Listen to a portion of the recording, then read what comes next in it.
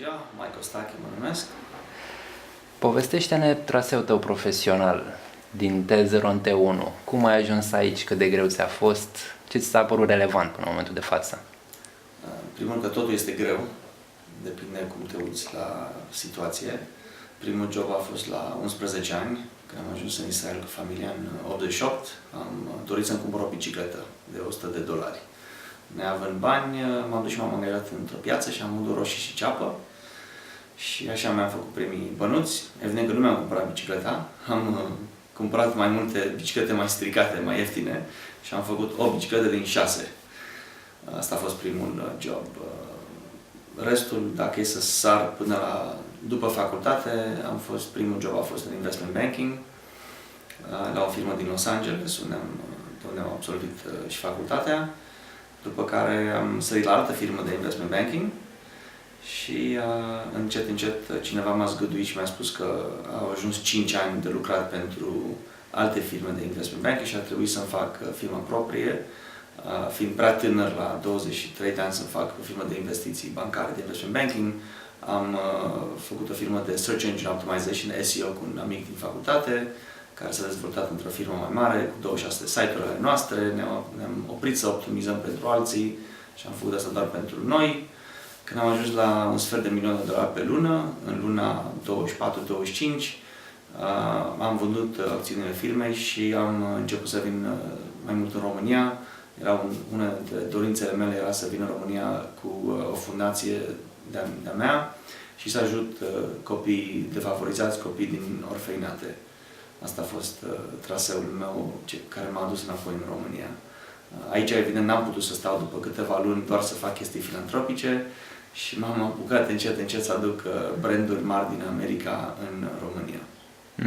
Câți ani ai? Acum am 35 de ani, în 2012. Mulți ani. Ce ți s-a părut relevant din punct de vedere al traseului pentru tine? Care au fost greutățile? Cum le-ai depășit? Ce te-a motivat să mergi mai departe? Cel mai greu este că mi-am dat seama foarte devreme în viața mea că sunt probabil cel mai prost angajat care cineva poate să-l aibă. Pentru că dacă nu mi se explica de ce trebuie să fac ceva și nu înțelegeam nici eu de ce trebuie să fac ceva, nu-l făceam. Și atunci, evident că nu aveam cum să mă înțeleg cu cine m-a adus în acea poziție. Și atunci tot timpul am căutat o alternativă de a fi angajatul cuiva. Chiar am lucrat doar la 3 firme. Am lucrat la Pizza Hut la 18 ani, am fost delivery boy în New Jersey, am lucrat la facultatea mea din Los Angeles ca salvamar și mai multe joburi în diferite departamente, internship-uri. Și am lucrat la Marriott, tot așa, la 17 ani, ca salvamar. Și bine, am fost și Santa Claus și la front desk și multe alte joburi, bellboy și așa mai departe. Dar în rest, chiar și firme de investment banking, nu am fost angajatul lor. Mi-am dat seama că mai bine să fac un contract de consultanță sau să fac firma mea proprie și să am un contract între mine și acea firmă. Dar ce a fost greu a fost această mentalitate că nu am vrut să fiu angajatul cuiva, pentru că mi-am dat seama că dacă ești angajatul cuiva, practic eu trebuie să dau timpul meu pentru o sumă de bani relativ fixă. Timpul este o comoditate care nu o să o mai ai niciodată. Pe parcurs ce trec secundele s-au dus. N-ai cum să le salvezi, le poți doar investi în a căpăta inteligență și a face ceva cu acea inteligență pentru tine, pentru familie și, evident, pe urmă, pentru cât mai mulți oameni pe planetă, ca să-ți cumperi, ce numesc eu, să-ți cumperi nemurirea cât ești pe această planetă. Pentru că acest corp este mortal, va muri. Dacă rămân în 20 de zile, mor. Dacă ies pe stradă și mă izbește un tramvai, mor. Dacă fac totul bine, până în 100 de ani, să zicem, deci mai am încă 65, voi muri. Deci nu contează ce voi face, acest corp nu o să existe într-o zi.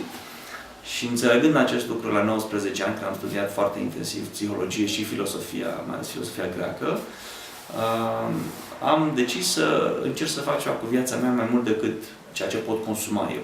Pentru că să tot consum, să-ți iei o vilă și mai mare și mai multe mașini și așa mai departe, tot mori. Și dacă tot mori, atunci ce trebuie să lași în urma ta? Cum îți creezi o statuie în fața unei primării sau, de fapt, nu e vorba de statuie, să te țină minte lumea, că oricum pe acea statuie vor face, știi tu ce, multe vrăbioare toată ziua și alte păsări. Deci nu asta e important să ai o statuie, este ce ai făcut și de ce să te țină în minte omenirea în viitor. Mhm. Și atunci, înțelegând acest lucru de la o vârstă mică, zic eu, la 19 ani, m-am străduit să nu fiu angajatul cuiva, știind că dacă ești angajatul cuiva, dai timp, primești bani, timpul trece și rămâi cu acei bani care de fapt oricum ai consumat ca să-ți menții un trai de viață. Mhm. Zici că ai lucrat de la vârste foarte fragede. Ai tăi aveau posibilități financiare ca să Deci te noi am țină? plecat, mama mea era profesor de chimie și fizică aici în București la un liceu, tatăl meu era inginer la ICRAL, nu veneam din nicio fel de familie de oameni bogați, dar o Deci ai familie plecat... normală. În Israel, la fel, după câteva luni s-au angajat pe poziție acolo și erau destui bani să ai un trai de viață normal, un apartament, o mașină și așa mai departe. Deci nu pot să spun că nu existau bani în familie. Dar, da, când am vrut o bicicletă la 11 ani de $100 și salariul mamei mele fiind, cred că era $800 pe lună, chiria cred că era vreo 350, e cam ușor să-i spui copilul de 11 ani, n-am de unde să-ți dau $100. Și Da, mie da. când îmi spui că nu există sau nu se poate sau nu ai, trebuie să găsesc eu o metodă cum să am. Cât de mare a fost influența părinților asupra felului cum gândești? Nu știu cum să o definesc exact, dar nu a fost mare. Din punct de vedere că au fost tot timpul foarte ocupați și preocupați să plece din România în Israel și din Israel în America. Aceasta țin minte foarte clar până la vârsta de 18 ani, până am primit green card-ul și am știut că definitiv putem sta cât din vrem noi în America și nu ne mai dă nimeni afară și avem dreptul să lucrăm. Până în acel moment și încă o dată aveam 18 ani când s-a întâmplat acel lucru, au fost în capul meu extrem de preocupați cu cum să ajungem acolo și cum să stăm legal, care tot timpul am fost acolo legal, dar cum să rămânem, să locuim acolo. Ce înseamnă pentru tine educația? Cât de mult te-a ajutat educația formală și informală? Da, deci am ajutat mulți oameni să plece la facultăți în America, mai ales la facultatea de la care am absolvit eu, Pepperdine University, în Malibu. Și le spun următorul lucru. Nu contează ce scrie pe diplomă în numele facultății sau universității și nu contează ce ai studiat, ce domeniu. Contează un singur lucru. Cum te-ai dezvoltat ca persoană în acei 4 ani de facultate și ce prieteni ți-ai făcut. Pentru că acei prieteni vor fi viitorii tăi angajați sau angajatori, viitorii tăi investitori, avocați, contabili și mai departe.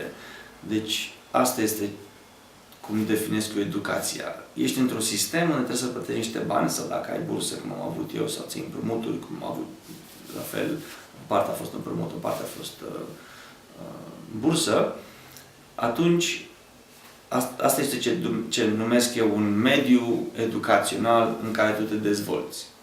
Deci consider foarte important nu neapărat educația, dar mediul.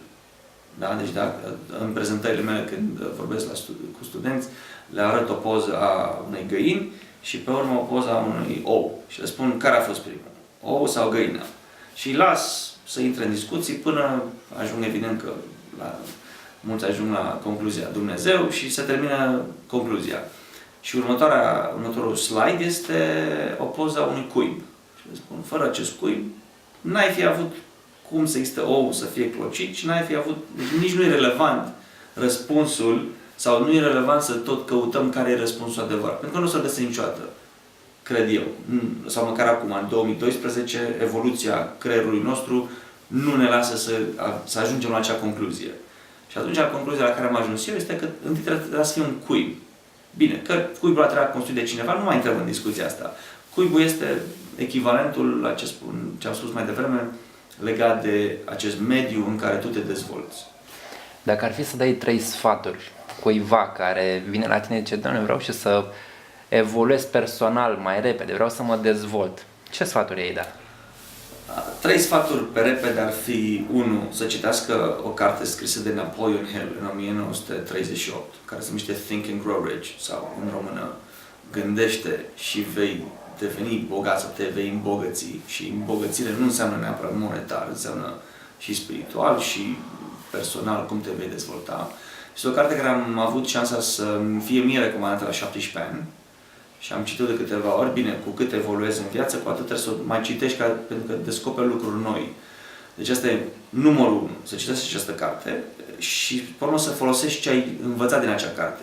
Și cel mai important lucru care această carte predă este că dacă îți dorești să ajungi mare, trebuie întâi să crezi, numărul 1, trebuie să vizualizezi, trebuie să te minți pe tine în fiecare zi și trebuie să te folosești de minim 10 minute, cum am vrut eu, vreau o bicicletă. Și în fiecare zi să te așa, vreau o bicicletă. Evident, creierul după câteva minute se gândește, ești nebun la cap și tot zice asta, că nu te ajută cu nimica. Și atunci, încet, încet, creierul te ajută să te plictisești, să spui același lucru și să cauți, nu răspunsul final, vreau bicicleta. Cum să ajungi acolo? Păi, ca să ajungi acolo trebuie să ai un job. Ca să ai un job trebuie să te ridici de unde stai și să te duci să-l cauți, să bați la ușă, că atâta m-a dus capul la 11 ani, să bat din ușă în ușă până cineva mi-a oferit un job.